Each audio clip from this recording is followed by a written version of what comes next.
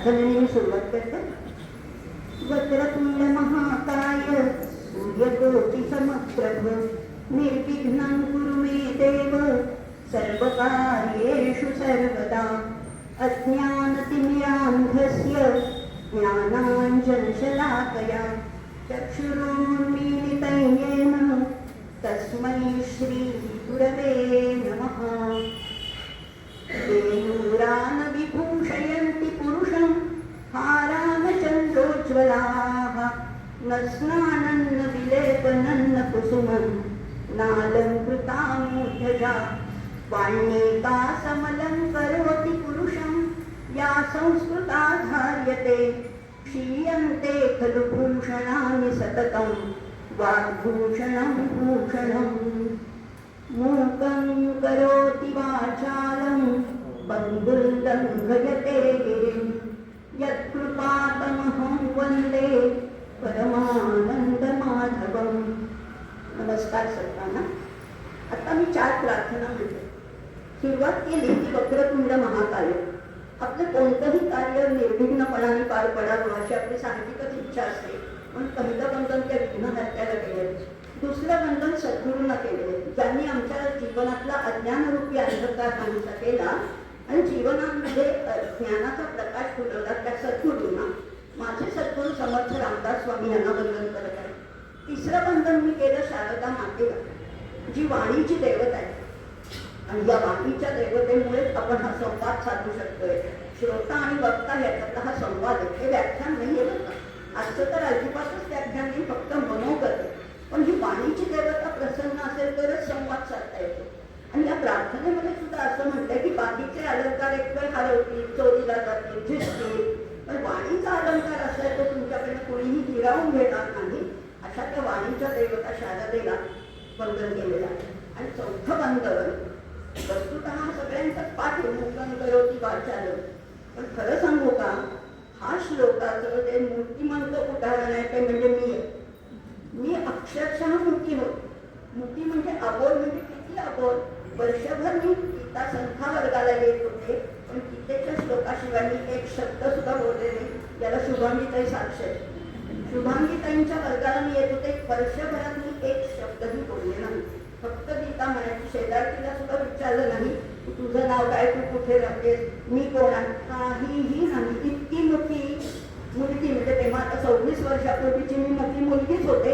आणि आता एवढी व्याख्यानं की कोणी केलं हे, परमेश्वरा या योगेश्वरांनी ही किमया केली आणि मला बोलतं केलेलं. खरोखर नूतन करोति वाचालन करणारा हा योगेश्वर आहे. माझी वाटचाल कशी झाली.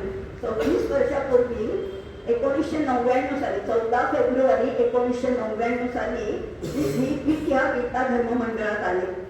खूप संकट आले होती, खूप दुःखाचे आघात झाले होते.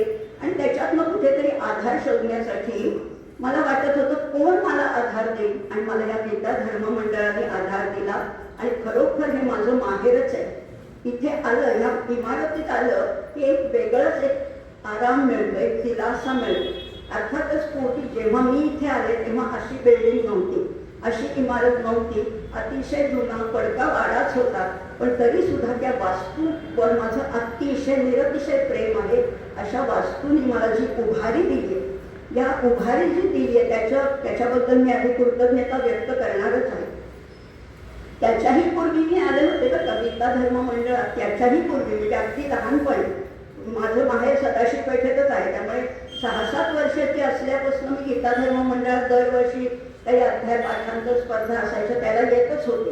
कारण माझे आजोबा होते ते गीता धर्म मंडळामध्ये त्याच्यातले काय कार्यवाह नाही म्हणता येणार, कोणीतरी एक कार्यकर्ता होते. असे माझे आजोबा म्हणजे रघुनाथ वामन खासनीस असे माझे आजोबा यायचे. आणि त्यांच्याबरोबर मी अनेक वेळा इथे येत होते. छोट्या मोठ्या स्पर्धांमधनं भाग घेत होते. पण आता या 1999 नंतर मला जो आधार दिला, जो एक आश्रय दिला, जो एक विसावा मिळाला तो इथे. आणि ही गीता संख्या करता घेता माझे त्याच दिवशी स्मरणशक्तीचं वरदान परमेश्वराकडनंच लाभलं असल्यामुळे ज्या दिवशी श्लोक शिकले त्याच दिवशी ते मुखोद्गत झाले. त्याच दिवशी शैलाताई पण माझ्या परीक्षक होत्या. त्यामुळे अनेक इथे साक्षीदार आहेत. या गोष्टी पाठ झाले. मी कधीही म्हणणार नाही की माझी माझी गीता, मी गीता पाठ केली कधीही म्हणणार नाही. हा कर्मणी प्रयोग आहे, पॅसिव्ह व्हॉइस आहे. माझी गीता पाठ झाली, मी केली नाही, आपोआप झाली. आणि ते खरं त्याचंच ऋण. आणि पाठ होता होता रोज एक इतका तो छंद लागला की इथून घरी जाईपर्यंत माझे सगळे श्लोक पूर्ण पाठच व्हायचे. 6 श्लोक साधारण शिकवले जायचे, ते मुखोद्गतच व्हायचे. थोडंसं संस्कृतचं ज्ञान, थोडं अल्पज्ञान असल्यामुळे त्याच्यातला थोडासा अर्थ काढायचा.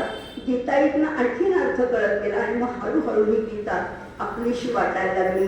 आणि कितीतरी संकटात या गीतेने मला मार्ग दिलेला आहे. आता 10 महिने आपला वर्ग चालला, फेब्रुवारीपासून नोव्हेंबरपर्यंत सगळी गीता मुखोद्गत झाली. पण मी हे कुणालाही सांगितलं नाही, कुणालाही नाही.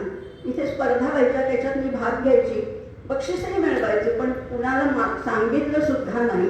आणि त्याच वर्षी सगळ्यात बडोद्याला गेले ते, पण त्याच्यात सुद्धा मी भाग घेतला नाही, कारण मला बोलायची सवयच नव्हती, बोलतच नव्हते. अशा वेळेला संपूर्ण गीता मुखोद्गत झाल्यानंतर मी म्हटलं की झालं, आता माझं काम झालं, आता इथे काही माझा संबंध नाही.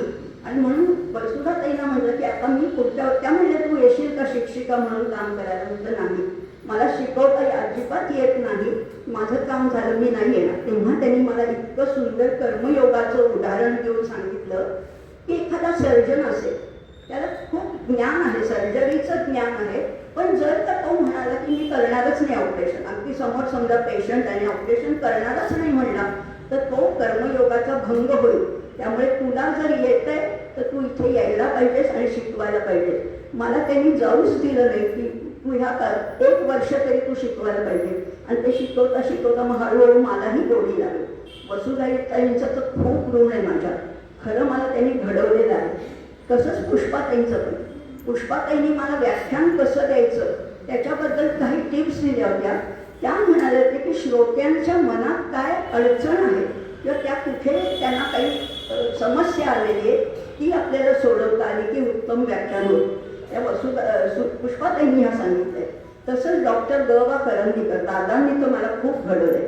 पहिलं व्याख्यान मी त्यांनी सांगितलं म्हणून मी त्याने अक्षरशः मला उभं केलं आणि मी व्याख्यान द्यायला लागले. तो कुठला विषय होता तो गीता रहस्य, जो अतिशय कठीण विषय. पहिलं व्याख्यान मला त्यांनी गीता रहस्यावर द्यायला सांगितलं.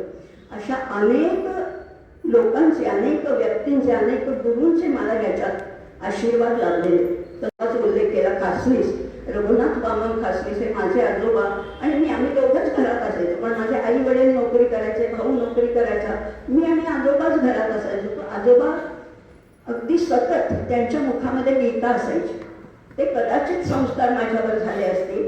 अर्थात तेव्हा मला त्याचा त्रासही वाटायचा, कारण थोडं 8वी 9वीचं वय असतं तेव्हा मला ते सिलोन ऐकायचं असेल, रेडिओ सिलोन, विविध भारती. तेव्हा असं वाटायचं की हे काय म्हणताय. पण हळूहळू न कळत त्यांचे संस्कार माझ्यावर झाले आणि त्यामुळे ही गीता म्हणा किंवा एकूण जे अध्यात्माचे संस्कार ते माझ्या आजोबांचं त्याच्यामध्ये पूर्णपणे श्रेय आहे खरं म्हणजे.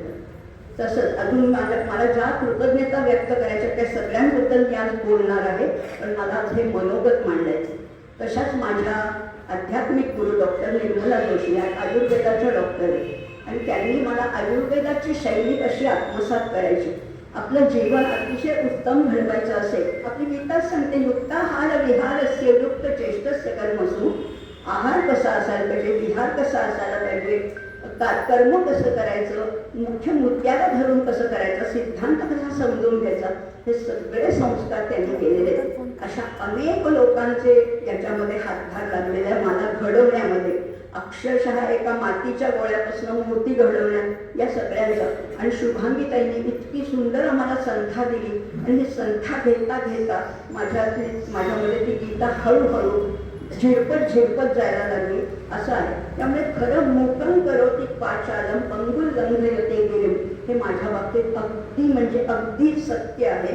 यत् कृपातमहं वंदे परमानंद माधवम. अंतर्मुख होते, त्यामुळे विचार करायला जास्त संधी मिळत होती. आणि त्याच्या जोडीला संस्कृतचा अभ्यास आहे, तत्वज्ञानाचा अभ्यास आहे. असं करता करता ही गीता शिकता शिकता गीतेतले कितीतरी श्लोक माझ्या मदतीला आले आणि कितीतरी श्लोकांनी मला खरंच घडवलेलं आहे. हे श्लोक शिकता शिकता मी एक दिवशी खरंच निश्चय केला की आता संसाराच्या जबाबदाऱ्या बऱ्याचशा आटपत आलेल्या आहेत. बरेचसे म्हणजे मुलांची लग्न झाली, आणि हे सगळं माझ्या बाबतीत सगळं लवकर झालं. 45-50च्या आत माझं सगळं, माझ्या मुलांची लग्न किंवा मला नातवंड सुद्धा झाले की लवकर. त्यामुळे मी म्हटलं आता सगळं आपलं झालेलं आहे, आता आपण एक निश्चय करायचा. आणि खरंच मी तो निश्चय केला की जीवनशैली कशी करायची तर फक्त आयुर्वेदानुसार करायची. आयुर्वेदामध्ये जे सांगितले तेच आपण आचरण. विरोधी आहार करायचा नाही, वाटेल तसं वागायचं नाही, अगदी आखीव वेठीव आपलं जीवन असावं असा मी निश्चय केला. आणि दुसरा निश्चय असा केला की गीतेच्या तत्त्वज्ञानाचा, तत्त्वज्ञान मोठा शब्द झाला, गीतेतल्या विचार आपल्या आचरणात आणायला पाहिजे. म्हणजे मी नेहमी हे माझ्या व्याख्यानात सांगते की मी कुणाला आन्सरेबल आहे, फक्त त्या योगेश्वराला. जग काय म्हणताय याचा विचार नाही, मला फक्त योगेश्वर काय सांगतायत तेवढंच मला आचरणात आणायचे असा मी निश्चय केला. आणि या निश्चयाला म्हटलेलं आहे आपल्या भगवद्गीतेमध्ये धृती. धृती असली की आपोआप उत्साह येतोच. बघा ना, गीतेच्या कितीतरी श्लोकामध्ये म्हटले धृत्युत्साह समन्विता. धृती आली की उत्साह आला आणि मग मला हे करायला इतकी प्रेरणा मिळाली, इतकी एनर्जी. मला लोक विचारतात की तुमच्या दिवसाला 24च तास आहेत ना. मी म्हटलं नाही, 25 तास आहेत. 25वा तास आपण निर्माण करायचा असतो आणि तो करता येतो जर का आपल्या जीवनाची आखणी व्यवस्थित केली तर आपल्याला 25वा तास सुद्धा निर्माण करता येतो. त्यामुळे आणि मात्र योगेश्वराला आन्सरेबल आहे म्हणजे समाजाशी तोडायचं नाही, अतिशय आपण मृदू बोलून त्यांच्याशी जोडलेलं राहणं हे नक्कीच शक्य आहे. आणि मग हे करता करता गीता आहे, त्याच्या जोडीला अर्थातच ग्रंथराज दासबोधाचा अभ्यास केला. आत्माराम आहे, सगळ्यात आवडीचं म्हणजे माझ्या मनाचे श्लोक, फार आवडीचे आहेत मनाचे श्लोक. आपल्याला वाटतं मनाचे श्लोक काय शाळेतले लहान मुलांचे श्लोक आहेत, त्याच्यात काय एवढे? अहो त्याच्यातच सगळं आहे. मनाचे श्लोक आणि भगवद्गीता म्हणजे बघा ना, नैनम छिंदन्ति शस्त्राणि. आणि मनाचे श्लोक असलेले कुठे ना तुटे ना चळे ना ढळे ना सदा संचले मीपणे आकळे. किती साम्य आहे. एक एक श्लोक जर का बघितला तर मनाचे श्लोक किंवा ग्रंथराज दासबोध काय साम्य आहे. मग असं करता करता छंदच लागला. छंदच लागला की गीतेचा अभ्यास करता करता आजूबाजूला काय आचार्य काय म्हणतात, दासबोधात समर्थ काय म्हणतात असा शोध लागला आणि तो नाद लागला. आणि मग असं करता करता मी स्वतःला घडवायचं ठरवलं आणि खरंच ठरवलं. त्याच्यासाठी मला एक श्लोक अतिशय आवडतो. गीतेतला एक श्लोक निवडा म्हणतात तर मी निवडेन, उद्धरेत आत्मनात्मानं. आपला उद्धार आपणच करायचा. कुणीतरी येईल, कुणीतरी असं मला माझा उद्धार करेल, कोणीही येणार नाही. आहेत सगळी लोक आपलीच आहेत, जवळचीच आहेत, मदत करणारीच आहेत. पण जर मी ठरवलं तर माझा उद्धार आपल्याला करता येईल. त्याच्यासाठी काय करायचं तर रोज एक पायरी वर चढायचं, फक्त एकच पायरी. माझ्यातले जे दुर्गुण आहेत, अनेक दुर्गुण आहेत, अर्थातच माणूस म्हणल्यावर दुर्गुण आलेच. अनेक दुर्गुण माझ्यातही आहेत, अजूनही आहेत. पण रोज एक दुर्गुण कमी करायचा आणि रोज एक सद्गुणाचं संवर्धन करायचं असं ठरवलं मी. असं ठरवता ठरवता खरंच हे जमायला लागलं. रोजचा एक नवीन कोरा करकरीत दिवस आज आपल्याला काय घडवायला मिळतंय. म्हणजे उठतानाच सकाळी उठल्याबरोबर काहीतरी निश्चय करायचा, डिटर्मिनेशन पाहिजे. आणि संध्याकाळी रात्री झोपताना सॅटिस्फॅक्शन पाहिजे. त्यामुळे उठायचं डिटर्मिनेशननी आणि झोपताना सॅटिस्फॅक्शननी झोपायचं. असं रोज करत गेलं तर स्वतःमध्ये आपण विलक्षण परिवर्तन करू शकतोच, निश्चितपणाने करू शकतो. आणि ह्याच्यातली गंमत अशी आहे की आपण दुसऱ्याशी स्पर्धा नाही करायची. आपण एरवी काय करतो, हिच्यापेक्षा जास्त मार्क मिळवायचे, त्यांच्यापेक्षा जास्त व्हायचे. नाही, मला कोणापेक्षाच काही करायचं नाही आहे. मी फक्त काय होते त्याच्यापेक्षा आज मी बेटर होणार आहे, आणखीन वरची पायरी गाठणार आहे. ईर्ष्या स्वतःचीच, दुसऱ्याशी नाही. असं करत करत गेलं तर आपल्याला खरंच स्वतःला घडवता येतं. हे मी अनुभवले. आणि हे उद्धरेत आत्मनात्मानं ह्याच्या जोडीला मला एक दासबोधामध्ये श्लोक मिळाला, एक ओवी मिळाली. रूप लावण्य अभ्यासिता न ये. रूप आपल्या हातात नाही आहे. मी अशी माझी उंची एवढीच आहे, माझा रंग रूप असंच आहे, ठीक आहे, हे नाही मी बदलू शकत आहे. पण रूप लावण्य अभ्यासिता न ये, सहज गुणाशी न चले उपाये, काहीतरी धरावी सोये आगंतुक गुणाची. आगंतुक म्हणजे वाईट अर्थ नाही, ॲडिशनल गुणाची सोय काहीतरी धरायला पाहिजे. मग ॲडिशनल गुण वाढवायचे म्हणजे काय? मला नृत्य नाही करता येत, नाही येत मला नृत्य जमणार नाही, मला आवाज नाही आहे, मला गाणं जमणार नाही. पण काहीतरी मला अभ्यास केला तर मला गणित जमू शकेल, मला तत्त्वज्ञान जमू शकेल, मला गीता समजू शकेल जर ध्यास घेतला तर. आणि मग हळूहळू आणि मग हे देह देवाचे मंदिर, त्यातच आत्मा परमेश्वर, असं हे निघायला लागलं. अशी ही म्हणजे हळूहळू वाटचाल सुरू झाली. तेव्हापासून 99 सालापासून जी वाटचाल सुरू झाली, हे सगळं करता करता एक खरंच म्हटलं तर साक्षात्कारच होतो, एक साक्षात्कारच होतो. आणि त्याच्यासाठी सुद्धा मला गीतेतला श्लोक इतका मार्गदर्शक ठरला, तो म्हणजे योगक्षेमो वहाम्यहम्. आपल्याला खूप अहंकार असतो की मी असा, माझी नोकरी अशी, माझा पगार असा, माझं घराणं असो वगैरे वगैरे. आपण पुष्कळ काही गप्पा मारत असतो. खरं म्हटलं तर तुम्ही काहीच करत नाही. जे काही तुम्हाला गुण दिले आहेत, कुणाला सौंदर्य असेल, कुणाला उंची असेल, कुणाला बुद्धिमत्ता असेल, कुणाला नृत्य असेल, कुणाला कला कौशल्य असेल, मला ह्याच्यातलं काहीच दिलं नाही, काहीच दिलं नाही. पण आहे, शोधलं तर ते सापडणारे. परमेश्वराने कुणालाही रिकाम्या हाताने पाठवलं नाहीये. प्रत्येकाच्या मुठीत काहीतरी देऊनच पाठवलेलं आहे. माझ्या मुठीत काय आहे हे मी शोध घ्यायचा ठरवला तर मला वाटतं की आपल्याला अभ्यास आवडतो. कधीच मला अभ्यासाचा कंटाळा येत नाही. मला खूप अभ्यास करायला आवडतं, लेखन फार आवडतं, पुष्कळ मी लिहिते. आणि लिहिता लिहिता ते मला समजायला लागलं, त्याचं आकलन व्हायला लागलं. आणि म्हणून त्या मात्र योगक्षेम वहाम्यहम् जरी म्हटलं असलं तरी त्याला प्री रिक्विजेशन आहे, 3 रिक्विजेशन्स आहेत. काय आहे? अनन्यास चिंतयन्तो माय ये जना पर्युपासते. नुसतं उपासते नाही म्हटलं, पर्युपासते. सगळ्या बाजूनी उपासना करायचे. आणि कशी भक्ती करायची? अनन्य भक्ती. अनन्य भक्ती फार वेगळा शब्द आहे, आपण फार रँडमली वापरतो. अनन्य भक्ती म्हणजे अव्यभिचारी भक्ती, 100% भक्ती. थोडी माझे 95% भक्ती करेन, 5% माझं देईन नाही, 100%च भक्ती पाहिजे. त्यामुळे पूर्ण भक्ती स्वतःला विसरून जर आपल्याला करता आलं तर ते निश्चितच साधता येणार. आमचे कबीरजी म्हणतात, प्रेम किय कली अति साकरी, जामे दोन समाय, हरी है तो मैं नहीं, मैं है तो हरी नहीं. पूर्ण समर्पण करायचं, पूर्ण वाहूनच घ्यायचे त्या विषयाला, असं करतात. त्यामुळे अनन्यास चिंतयन्तो माय ये जना पर्युपासते तेषां नित्याभियुक्तानां. असं 3 गोष्टी तुम्ही केल्या तर 4थी गोष्ट तो देतो, योगक्षेमो वहाम्यहम्. त्यामुळे सगळ्या या गोष्टी आपण करायच्या. पहिलं पाऊल आपण टाकायचे. परमेश्वराची वाट बघायची नाही. असेल माझा हरी तर देईल, खाटल्यावर नको, देईल, तो देणारच आहे, पण आधी तुम्ही पाऊल टाका ना. दरिया दूषण दास में नहीं राम में दोष, जन चाले एक पावलो हरी चाले 100 कोस. तुम्ही 1 पाऊल टाका, तो हरी धावत येणारे, तुम्हाला आलिंगन देणारे. इतकं जर त्यांनी सांगितलंय. या भगवद्गीतेतलं प्रत्येक जे अभिवचन आहे ना, मी आश्वासन शब्द वापरत नाहीये, आश्वासन शब्द फार बदनाम झालेला आहे.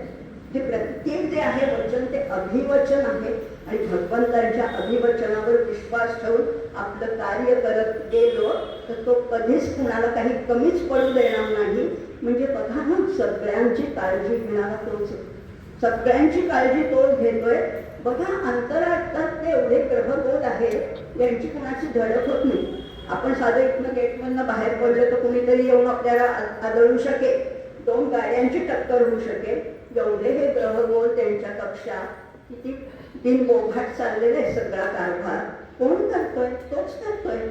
त्यामुळे शरीरात अंतर्गत इंद्रिय जी आहे, पचन संस्था आहे, श्वसन संस्था आहे, कोण करतोय? आपल्याला काहीच करायचं नाही, हेच बरं आहे. आपल्याला काहीही करायचं नाहीये, आपण फक्त तोंडात घास घालतो, पुढचं सगळं तोच करतो.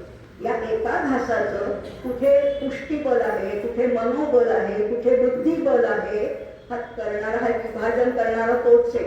उत्सर्जन कशाचं करायचं, विसर्जन कशाचं, हे सगळं तो ठरवतं. तुम्ही काहीही करत नाही. आणि तरी आम्ही अभिमान बाळगतो की मी असं शहाणा, मी असं कर्तबगार, मी काहीही आपण करत नाही. सगळं तो करणारा. योगक्षेमो वहाम्यहम्. स्वरयंत्रातनं किती ध्वनी बाहेर पडतात, प्रत्येकाचा आवाज वेगळा आहे. स्वरयंत्र खरं म्हटलं तर एकच आहे. नाक, डोळे, कान सगळ्यांचे सारखेच आहेत म्हटलं तर, पण तरी प्रत्येक व्यक्ती वेगळे. केवढे नमुने घडवलेत हो या परमेश्वराने. नमुने मी चांगल्या अर्थाने म्हणते, काय नमुने घडवले. कोणी इथे बसलेल्या एका व्यक्तीसाठी दुसरी व्यक्ती आहे का? प्रत्येक जण वेगळा आहे. आणि तरी अजून त्याच्या पोतडीतले नमुने संपलेले नाहीये. अजून नवनवीन तो घडवतोय. बघा, अविरत श्वासोच्छ्वास चालू आहे, हृदयाचं पंपिंग चालू आहे. आपण झोपतो पण ते सगळं चालू आहे. त्यामुळे लक्षावधी गोष्टी आहेत त्याच्यामध्ये. अशा हा घडवणारा परमेश्वर, काय कमाल आहे ना त्याची, किती वेगळा आहे तो. आणि मग त्याला आपण नतमस्तक व्हायला पाहिजे. आपल्या कर्तव्याचं काय कौतुक आहे? मी शाळा, माझ्या एवढ्या पदव्या, माझं एवढा व्यासंग, मी एवढं, आणि काही नाही, तू कोणीच नाही ना त्याच्या पुढे, असं आपल्याला खरंच कळायला लागतं. आणि मग आपण प्रत्येक दिवशी त्याच्यापुढे नतमस्तक होतो. आणि मग हे करता करता स्वतःला घडवायचे, त्याच्याबद्दल कृतज्ञता व्यक्त करायची. मी करता ऐसे म्हणशी तेने तू कष्टी होशी. बघा, आपण जेव्हा म्हणतो की मी एवढं काम केलं, तेव्हाच आपण दमतो. सगळं त्याच्यावर सोपं ना. तो करता करविता तो आहे असं म्हणा, की तुम्हाला दमणूक सुद्धा होणार नाही, असं होणार आहे. आणि मग स्वतःला घडवता एकाच या जन्मी जणू फिरूनही नवी जन्मी नवी, असं मला वाटायला लागलं. एकच जन्म आहे. पूर्वीचे 50 वर्षापूर्वीचे लोक मला जेव्हा भेटतात तेव्हा म्हणतात, अगं बाई तीच का तू, अगं तीच आहे मी तीच आहे, पण मी आता बदलली आहे. पण मला आता बोलतं केलं या योगेश्वरांनी अभ्यासाची, ही विनयाची सवय लावून दिलेली आहे. त्यामुळे ही मला आता वेगळी ओळख मिळालेली आहे, स्वतःची ओळख आहे, पण ती त्याच्यात करता करविता तोच आहे. अर्थातच आता हे सगळं करण्यासाठी आपल्याला शरीर सुद्धा खणखणीत पाहिजे ना. सगळं मला अगदी फार मनापासून अध्यात्माची अगदी जाणीव आहे, मला पाठांतर आहे, मला सगळं येत आहे समजा, पण माझं शरीरच हालचाल करू शकत नाही, मी पोचूच शकत नाही. समजा गीता धर्म मंडळात बेड रेडर तर काय उपयोग. मग हे आमची गीता सुद्धा हेच सांगते, नाट्यश्नकस्तु योगोस्ती नचैकांत मनश्नतः नचाति स्वप्नशीलस्य जाग्रतोदैव चार्जन. काय सुंदर, म्हणजे हा रणांगणावर कसा काय उपदेश केला. अति खाणं पण बरोबर नाही आणि अति उपास पण नाही. आम्ही काय करतो, 2 डोकं गाठतो. खाणं बरोबर नाही का, अति खाणं योग्य नाही का, मग आम्ही एकदम कडक उपास करतो. अहो गीता सांगते तेही करू नका. कडक उपास पण नको आणि अति खादाळपणा पण नको, अति झोप पण नको आणि अति जागरण पण नको. मग काय करा, तुमचं जे कार्य आहे त्याचे योग्य प्रयत्न करा. युक्त चेष्टा उत्तम पाहिजे, प्रयत्न उत्तम पाहिजे, असंही आमची गीता सांगते. आणि म्हणून हे सगळं करत असताना माझ्या स्वतःमध्ये मी कसा बदल घडवला हे फक्त आपल्या पुढे मांडायचे.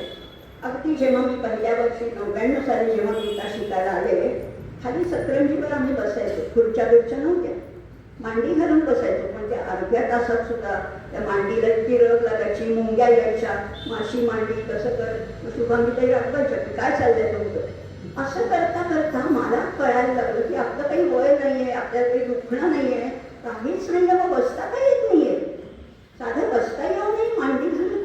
तेव्हा मग मी ठरवलं की रोज आपण घरी हा प्रयत्न करायचा, अर्धा तास शांतपणाने मांडी घालून बसता यायला पाहिजे.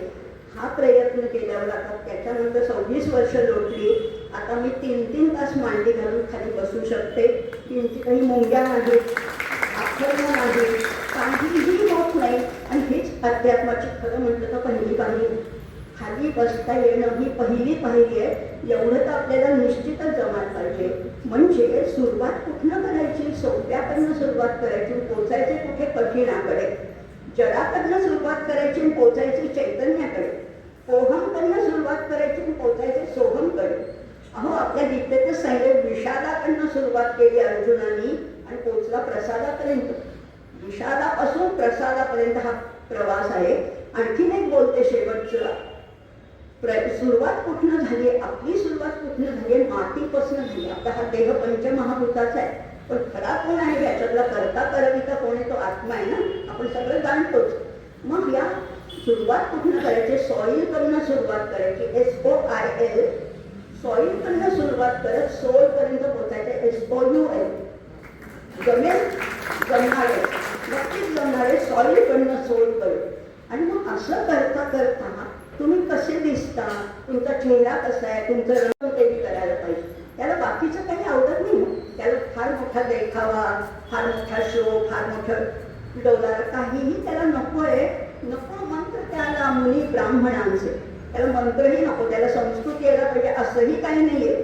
आमच्या जनाबाईला कुठे काय येत होतं, झाली ती का ती PhD MPhil वगैरे गेली ना, पोचली ना मोक्षपदाला. काय करता करता दळिता कांडिता तुझं गायीनं आनंदा पोचली ना.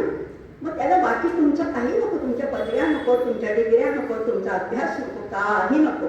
नको मंत्र त्याला मुनी ब्राह्मणाचे, तया आवडे गीत श्वासात घणांचे. बसे तो सदा स्वेद गंगे किनारी, जिथे रावती हात तेथे हरी. तुमचे हात कुठे राबतात, साध्या मजुरांमध्ये सुद्धा तो देव बसलेला आहे. त्यांना सुद्धा तो प्राप्त होतो. आणि फार मोठं तप करणाऱ्या साधू संतांना सुद्धा कधी कधी तो गवसत नाही. म्हणजे ह्याला काही फार मोठं नकोय, फार देखावा नकोय, फार शो नकोय, फार अभ्यास नकोय. त्याला काय हवंय, फक्त तुमचा भाव हवाय. आमचे तुकडोजी महाराज फार छान म्हणतात, मनी नाही भाव म्हणे देवा मला पाव. देव अशाने पावायचं नाही ग, देव बाजारचा भाजीपाला नाही. खरंच आहे, तो विकत नाही मिळत. तो जर का भाव असेल तरच तो आहे. असा तो परमात्मा सगळीकडे भरलेला. वासुदेव सर्वमिती स महात्मा सुदुर्लभः.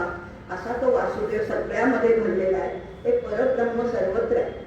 आमच्या अगदी फिलॉसॉफीच्या भाषेत सांगायचं झालं तो ऑमनिशियंट आहे, ऑमनी प्रेझेंट आहे, ऑमनी पोटंट आहे. सगळीकडे तो भरलेला आहे. आणि तो भरलेला असा आहे की तुम्ही त्याला लपवून त्याच्या साक्षीशिवाय तुम्ही एकही कार्य करू शकत नाही. तुम्ही जे करता ते तो सगळं जाणणारा तोच. जे कराल ते, अगदी तुम्ही गुपचूप एखाद्या अंधाऱ्या जागी जाऊन एखादं पाप केलं त्याला बरोबर कळतं, त्याला सगळं माहिती आहे. तुम्ही त्याला लपवून काहीच करू शकणार नाही. पण त्याला सगळं तुमच्या मनातले विचार सुद्धा ऐकू येतात. तुम्ही न बोललेलं सुद्धा त्याला कळतं, त्याला सगळं ऐकू येतं, तो सगळं पाहतो, तो सर्व साक्षी आहे. त्याला सांगितलं ना 13व्या अध्यायात, सर्वतः पाणिपादं सर्वतः शिशिरोमुखम सर्वतः श्रुतिमल्लोके सर्व आवृत्य तिष्ठती. त्याला किती कान आहेत हो? आम्हाला 2च कान आहेत आणि दोन्ही कानाने आम्हाला 2 वेगळ्या गोष्टी ऐकता येत नाही. बघा ना, आपल्याला लँडलाईन आहे आणि इकडे मोबाईल आला तर आपण एक फोन खाली ठेवून मग दुसऱ्यावर बोलतो. दोन्ही कानांनी वेगवेगळं ऐकू शकता. केवढे कान आहेत? लक्षावधी काय अब्जावधी कोट्यावधी कान ह्याला आहेत. त्यामुळे त्याला तुमच्या मनातले विचार सुद्धा ऐकू येतात. आमचे कबीरजी म्हणतात, इतना क्यों चिल्लाता है साईं, इतना क्यों चिल्लाता है साईं, क्या साहिब तेरा बहरा है. चिंटी के पाँव के घुंघरू वो भी अल्लाह सुनता है. अहो, मुंगीच्या पायातलं जे घुंगरू आहे ते सुद्धा त्याला ऐकू येतं. तर तुम्ही बोललेलं त्याला ऐकू, तुमची प्रार्थना त्याच्यापर्यंत पोचते, मनात केलेली सुद्धा. इतका जर तो आहे. आणि म्हणून कर्म असं करायचं, कर्म मनापासून करायचं. साधं झाडूवाल्याचं कर्म असलं तरी सुद्धा तो मोक्षपदाला पोहोचू शकतो, उत्तम कर्म केलं तर. मग आमचं साधं गृहिणीचं कर्म असू दे, शिक्षिकेचं असू दे, जवानाचं असू दे, शेतकऱ्याचं असू दे, प्रत्येकाने फक्त आपलं कर्म करायचं. एवढं केलं तर त्याला ते पावतं. इतका जर तो खरंच सर्व साक्षी सर्व व्यापी आहे. असं म्हटलेलं आहे, कर्म तेरे अच्छे है, कर्म तेरे अच्छे है तो नियत तेरी दासी है, किस्मत तेरी अच्छी है तो घर में मथुरा काशी है. तुमच्या घरातच आहे, वेगळं कुठे जायलाच नको. इकडे जा, काशीला जा, विश्वेश्वर रामेश्वर करा तुम्ही, तीर्थयात्रा जरूर करावी, पण त्यांनी तो भेटणार नाही. तो आपल्या हृदयातच आहे. इतकं जर का त्याचं कर्तृत्व आहे, त्याचंच सगळं आहे, सगळं त्याचंच देणं आहे. आणि म्हणून त्याला शरण जायचे. आणि मात्र हे सगळं करता करता एक लक्षात ठेवायचं, एक जाणीव मनामध्ये नक्कीच बाळगायचे की कधी ना कधीतरी मृत्यू आहे. हे असंच अखंड चालत नाही ना. कधीतरी मी पण संपणार, कधीतरी आहेच ना. आपल्याला सांगते गीता, जातसी ध्रुवो मृत्यू. आमचे कबीरजी म्हणतात, आए हे तो जाएंगे, आए हे तो जाएंगे. कोण? राजा अलंक फकीर. एक सिंहासन चढणी चले, एक बंदी जात जंजीर. प्रत्येकाला जायचंय. इथे कोणीही अमरपट्टा घेऊन आलं नाही, 7 चिरंजीव सोडा. पण आपल्या सगळ्यांना कधी ना कधीतरी जायचं. कुठल्या अवस्थेत जाऊ ते माहिती नाही, पण जायचंय एवढं नक्की. तसंच वारे का पिंजरा चामे पंछी कौन, रही तो अचरज है, जाए तो अचरज कोण. कधीतरी जायचं आहे नक्की, हे बाळगायचे. आणि मग हे मनात पक्की खात्री झाली की मग त्या कर्माला सुद्धा जोर येतो की मला 24 तासाचे 25 तास करायचे, मला एक क्षणही वाया घालवायचं नाहीये, मला खूप काम करायचे. अनेक शास्त्रम बहुवेदितव्यम अल्पश्च कालो बहुपश्च विघ्नाः यत् सारभूतं तदुपासितव्यम हंसो यथा क्षीरमिमाम्बुमध्यः. पुष्कळ शास्त्र आहे, पुष्कळ जाणण्यासारखं आहे. कुणीतरी असं म्हणू शकेल का आता मला सगळं ज्ञान झालं, बरं जगातलं सगळं ज्ञान मला झालं असं म्हणतात येणार ना, केवढं आहे. आणि काय किती अल्पश्च कालो बहवश्च विघ्नाः यत् सार. मग काय करायचं, जे सार आहे तेवढंच घ्यायचं. कसं, कंसाचं उदाहरण घेऊ. असं आपल्याला करता यायला पाहिजे. ही मृत्यूची सुद्धा तयारी करता यायला पाहिजे. मृत्यू सर्व हरश्चामुद्भवश्च भविष्यताम्. असा तो मृत्यू कधी ना कधीतरी येणारच आहे. आणि आता अगदी शेवटचं बोलते की सगळ्यात आपल्याला भाग्य आपलं असं आहे की आपण भारतात जन्मलो. आपल्याला इतक्या सुंदर राष्ट्रात जन्म मिळाला, हे आपलं फार मोठं भाग्य. प्रादुर्भूतो सुराष्ट्रेस्मिन् कीर्तिं वृद्धिं ददातु मे. या सुराष्ट्रामध्ये जन्मलं हेच केवढं आपलं कर्तृत्व, हे भाग्य आहे. बघा ना, आपल्याला संस्कृत उच्चार उत्तम करता येतात. आपल्याला ओम शांती शांती शांती म्हणता येतं, त्यांना येत नाही. अमेरिकेतला ओम शांती शांती शांती असं म्हणतात ते, त्यांना नाहीच येत आपल्यासारखे उच्चार. आपण सत्यम म्हणू शकतो, ते म्हणतात सत्यम. आता आपण त्यांच्याकडनं नाही ना शिकायचं. पुढे काय होईल जर आपण हे सगळं विसरत चाललो, तर पुढे त्यांच्याकडनं शिकण्याची वेळ येईल आणि ते म्हणतील म्हणा सत्यम. मग आपण सत्यम म्हटलं तरी त्याला ते चुकीचं वाटेल. सत्यम नकोय. आपल्याला ही आपली परंपरा, आपली संस्कृती, आपला सनातन धर्म जपायचा आहे. आपला तो नीट सुरक्षित ठेवायचा आहे. नुसतंच नाही तर तो संवर्धन करायचंय, हळूहळू तो करायचंय. खरंच आहे इथे आपलं देश अप्रतिम आहे. भौगोलिक दृष्ट्या म्हणा, वैचारिक दृष्ट्या म्हणा, सांस्कृतिक दृष्ट्या म्हणा, परंपरा म्हणा, फार विलक्षण, फार संस्कृतीचा असा देश आहे. तर या ऋषींनी हे सगळं शोध लावलेले. अगदी शरीरशास्त्र असू दे, खगोलशास्त्र असू दे, सगळ्या ऋषींनी हा देश घडवलेला आहे. ह्या देशात मी जन्मलो हेच माझं तेवढं भाग्य. म्हणून ह्या देशाबद्दल असं म्हटलंय, येथे नसो निराशा थोड्या पराभवाने. पराभवाने खचायचं नाही. आपली भगवद्गीता हे सांगते, दुःखेषु अनुद्विग्न मना सुखेषु विगत स्पृहा. खचायचंच नाही. पराभव येणार नाही. कधी सुख कधी दुःख येणारच वाटायला. येथे नसो निराशा थोड्या पराभवाने पार्थास बोध केला येथेच माधवाने. हा देश स्तन्य प्याला गीताख्य अमृताचे, आचंद्र सूर्य नांदो स्वातंत्र्य भारताचे. आपल्याला देश बळकट करायचे. पण देश बळकट करायला आपण काही सरकार नाही आहोत. आपल्या हातात काही अधिकार नाही आहेत. मग आपण काय म्हणतो, ते सरकार करेल, ते मोदी बघतील, ते राज्य सरकार बघेल. आपण ते करतील, ते करतील. स्वतःला आता घडवायचंय. प्रत्येक व्यक्तीने स्वतः सक्षम व्हायचंय. आणि सक्षम होता होता आपण सगळे खरं म्हटलं तर स्वार्थी असतो. बरं, कितीही आपण आव आणला, कितीही मुखवटे घातले तरी आपण प्रत्येक जण स्वार्थीच आहोत. प्रत्येक जण स्वार्थी होत. मग आता काय करायचं, मी स्वतःला आधी घडवणार. ठरवलंच आहे मी स्वतःला घडवणार. मी घडवता घडवता माझा परिवार घडेल. माझ्या हळूहळू ती लागण लागतेच ना. माझ्या परिवारातले लोक तेवढेच सक्षम होतील. माझा परिसर, मग माझा गाव, मग माझं राज्य, मग माझा देश, मग माझं विश्व सगळं जर का उत्तम झालं तर काय आनंद भुवन म्हणाले समर्थांच्या भाषेत म्हटलं तर हे सगळं करताना हे मनशांती आपल्याला लाभणार आहे. आणि आपल्या संस्कृतीला लाभलेलं हे वरदान आहे. बघा ना, बाकीच्या देशांमध्ये सुबत्ता आहे, समृद्धी आहे, विकास आहे, पण शांती नाही जी आपल्या देशात आहे. आपल्या देशातल्या मजुराला त्या धोंड्यावर डोकं ठेवून शांत झोप लागते. हे आपलं वैभव आहे, हे वाढवायचे. मग त्याच्यासाठी आपण काय करायचं, स्वतः चांगलं व्हायचं. लक्षात घ्या, स्वतः तर चांगलं व्हायचंच. आणि मी चांगलीच आहे असं नाही म्हणायचं. आपल्यातले दोष शोधायचे, ते बाजूला करायचं, नवीन नवीन गुणांचं संवर्धन करायचं. म्हणून त्याच्याबद्दल एक असं म्हटलं जातं, बी गुड. पहिल्यांदा काय करा, be good, then do good. नंतर काहीतरी चांगलं करा. आधी व्हा चांगले, मग चांगलं करा. Be good, do good and then get good. तुम्हाला उत्तम मिळणारच आहे. तुम्ही फक्त उत्तम काम करा, आपोआप तुम्हाला यश मिळणार आहे. Chase the excellence and success will follow you. तुम्ही फक्त उत्कृष्टतेचा ध्यास धरा, तुम्हाला यश आपोआप मिळणारच आहे. म्हणजे काय करायचं सांगू का, अगदी शेवटचं बोलते. सत्कर्माचा आपला परिधेय. सत्कर्म तर आपण करतो. आपल्या पुरतं एवढंसं लहानसं सत्कर्म वर्तुळ आहे. माझ्या पुरतं मी एवढंसं असलेलं वर्तुळ आहे.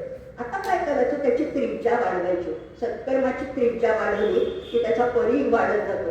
वाढत वाढत वाढत तो परीघ इतका विशाल करायचा, सर्कल विदाउट सर्कम्फरन्स, परीघ रहित वर्तुळ करता येईल का?